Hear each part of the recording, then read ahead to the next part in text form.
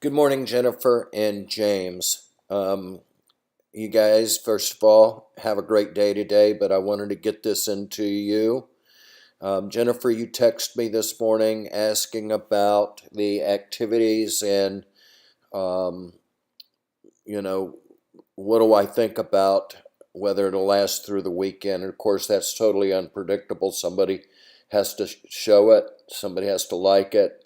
One thing that we may have in our favor on this is that we know that they went to Miami, and we know that there's not a lockbox on, and we know that the owner likes to be there.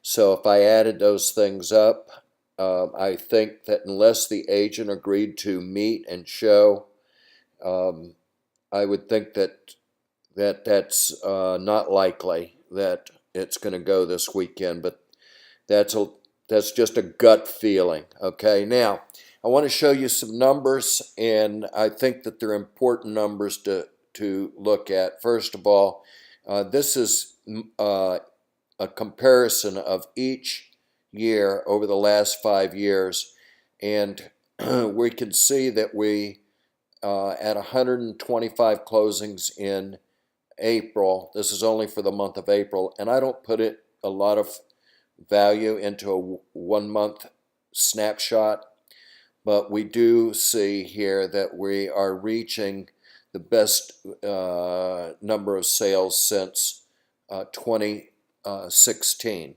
Now, let's look at some of the more important numbers.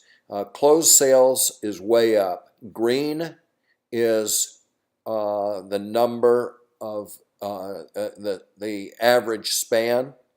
New pendings, blue is the average span, so you can see the odometer is like right off of the scale. Active listings, it is a little bit on the low side for average. We see that what that means is if we look at closed sales and new pendings being way high and active listings being on the low side of high, which high would be 65 listings active, and we're under 50. It has an effect on months supply. So we're at 1.3 months supply. That is a huge, tight inventory. That means that there's a lot of activity going on in the zip code 33584. So let's see what's happening because of price, because what we know in statistics, what we learned in statistics is on supply and demand, if supply is low, like what we have here, then price goes high. So let's take a look at what's going on with pricing.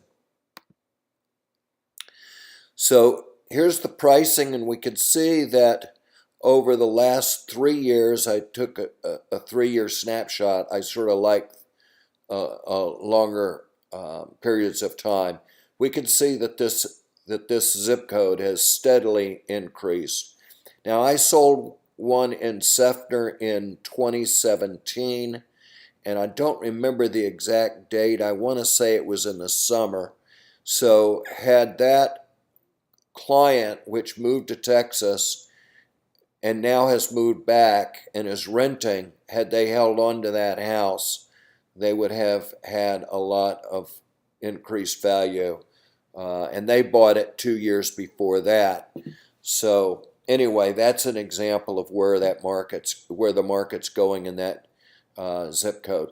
So now what I'm going to do is wrap this up. I know y'all have plans, but I know this is important to you. And I'm going to get this out to you. And then I'm going to do pricing on that individual house.